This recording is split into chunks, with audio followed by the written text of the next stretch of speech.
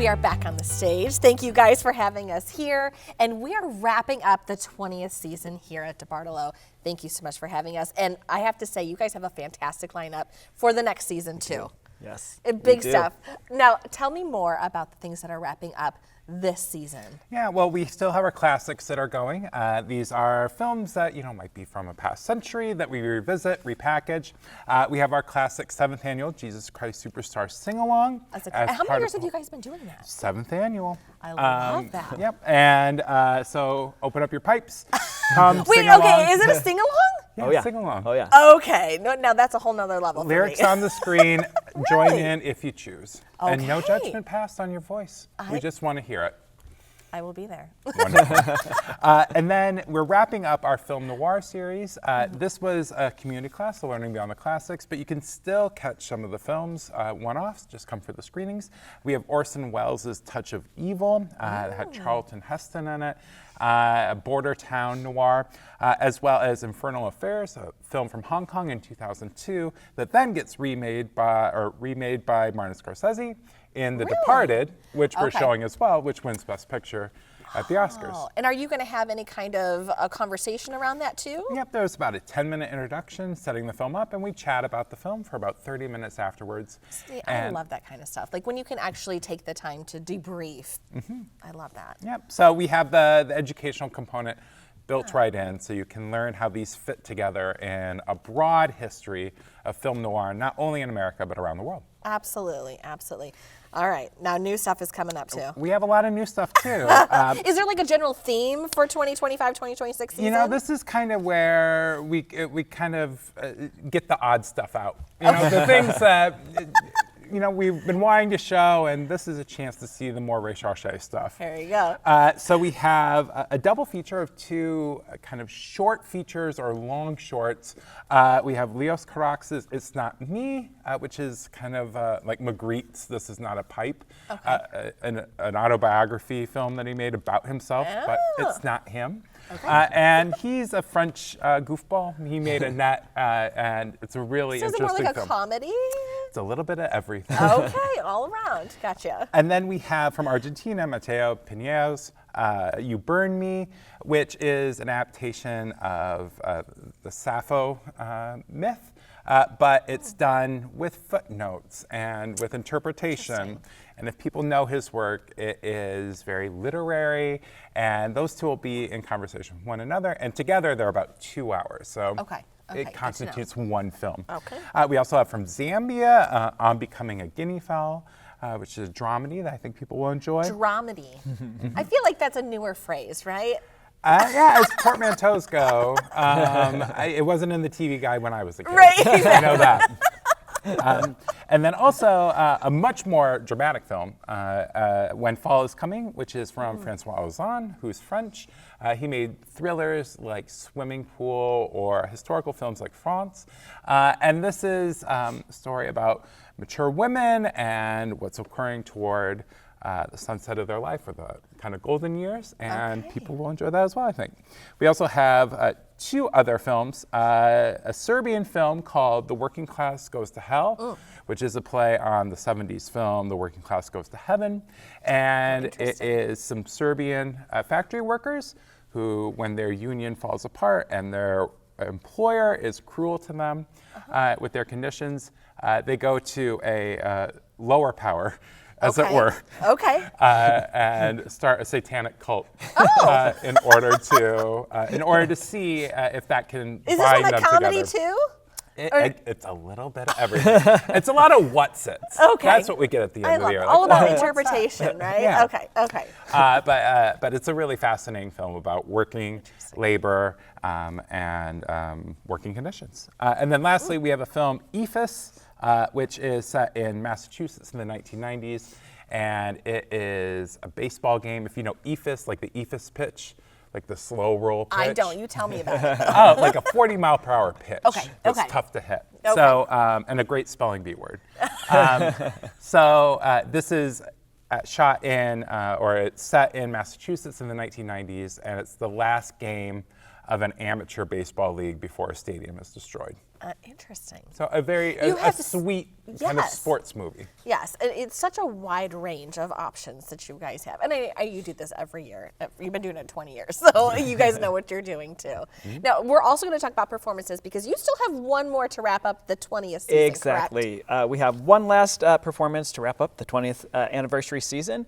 And as an anniversary season, this is where we're looking back to artists who have been on our stage before, but seeing them in a new way. Yeah. Third Coast Percussion was the ensemble in residence at the Performing Arts Center for 5 years, a number of years ago. So they're coming back with Jessie Montgomery, who is a composer and violinist. She was the composer in residence for the Chicago Symphony Orchestra. Oh, wow. She's won Grammys. She's amazing. She wrote them a new percussion quartet, and then she'll be playing violin on a number of other pieces on the program. That's fascinating. When does that one happen? That is Sunday, April 27th at 4 so p.m. it's coming up. Yep. All right, got to make Just- sure you get just- tickets for that. Exactly, and that's, again, the last one on the season to sort of wrap up our celebration of 20 years. And how has the 20th celebration year been going? I mean, now It's- that you're coming to the conclusion of it. It's been phenomenal. We've had just great responses throughout the whole season.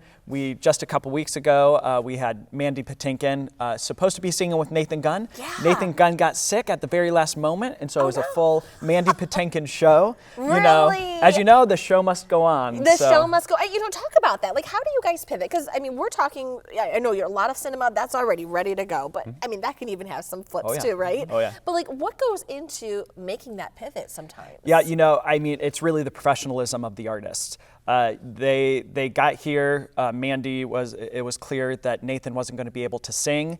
Mandy has a version of a one man show, and he was able to dust it off real quick. They're back there going right through, figuring out, scratching through what he couldn't do, what they were going to do. Sure. This is all in the last 90 minutes before my the show's gosh. supposed to start. Threw yeah. it together and gave a nearly 2-hour performance. It I was know, and I've heard wonderful. from people that it was just a phenomenal experience. It was rave reviews. Yeah. I love that. Okay, let's talk about things that we have still going on because I think we're going to be doing some opera here in the next season Yeah, too. we pipe in the Met Opera live okay. from New York, and we have a couple of more screenings this year. And one of them that's coming up is The Marriage of Figaro, which is the comedic Mozart opera, so you can check that out. And we also have some kids' films too, Okay. or films for people of all ages. Family friendly. Family friendly. And we have 2 more left in that series. We have Alice in Wonderland, Which version of that? You have to tell me which version. the older animated version, Okay, which all right. Disney, Like the was classic. working on for Okay. decades before it finally materializes in the mid-century. And then lastly, on May the 4th, we're going a little bit janky. And Are we're you doing, not doing something Star Wars? well, we're doing The Last Starfighter, which is like JV Star Wars, but also it's really good. Like it's awesome, and it presages a lot of my things that gosh. are occurring with video games. And, Sure. yeah. Sure. So come check out The Last Starfighter on May the 4th. And you guys also have sneak peeks that are happening too. I know there's a big film. There's a lot of big films coming out this year too. At least what our family's excited about. So every once in a while, we are able to show a film before it's in theaters, and we do this free. And we have the live action version of How to Train Your Dragon, Love it. which we'll be showing before it is released on May 11th. And for that date, and for everything else that we have going on, you can Yeah. go to performingarts.nd.edu and see when that will be coming. And then even for the free events, you still want to make sure you get tickets though, correct? Yep. And sometimes you can reserve them online. Sometimes they're available an hour before a screening. Okay. Just be sure to read, I was going to say small print, but the large print underneath the screening so you know how to get your free ticket secured. All right, so we're heading into the 21st season. I know you guys, we're almost out of time, but there's some great stuff that you guys have on the docket. Exactly. And as Ricky said, please check out the website for all the listings and up-to-date information. This is a sneak peek, so it's not the full list. We'll actually be adding a few artists. Oh, good to know. Especially some Broadway Check back artists in. along the way, so it's not on the list yet. But we did want to highlight, we're super excited to be welcoming the Joffrey Ballet for the first time. So one of the preeminent ballet companies of the world right next door in Chicago. They've never been here, so they'll be on our season next year. Oh, phenomenal. And to complement ballet, we'll be bringing in Urban Bushwomen in the second semester as a nice sort of complement to that dance I offering. love that. I love the variety. Exactly. And we have jazz legend Christian McBride coming with his group Ursa Major. They're going to be clinicians for the Jazz Fest and then, of course, do their own concert that weekend. And then we're very excited about about, speaking of opera earlier, Terrence Blanchard, who is a jazz trumpet player, wrote an opera that premiered at the know Met. that. Okay. Terrence Blanchard's Fire Shut Up in My Bones. So we're doing a concert version of that. So just really exciting, big, exciting things happening. You know, we knew the 20th anniversary is going to be big, but the 21st is looking just I know, as now exciting. you have to keep up with that, right? Exactly, exactly. I love it. And for those folks who maybe haven't stepped foot here before, you know, obviously come and see what you guys have to offer. Go online, check it out. There's 200 events happening a year, something like that? Well, yeah, at all the screenings, it's closer to 500. Are you serious? Yeah, yeah. Okay, so I have to ask, is there any like a red carpeted event Yeah, coming up? we have an amazing one coming up. So Okay. the Marshall Stark Development Center down in Plymouth last year put together an hour-long feature film called I Heard It Through the Blueberry Vine. Ooh, Which is a wonderful story, and it was written, directed, cast, crew, like soups to nuts, clients and employees at the center. And so we will be having a red carpet event. I love The it. clients will be coming up. Everyone is welcome to it. It's free, but ticketed, and you can come on in and see a film that is like amazingly charming And local talent. and local talent. Yeah. You guys probably have ways that people can volunteer too.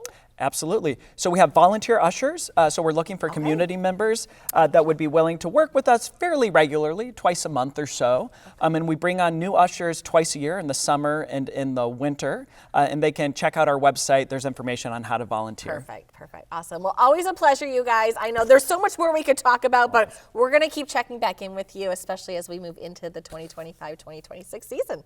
Thank you, guys. Thanks. Thank you.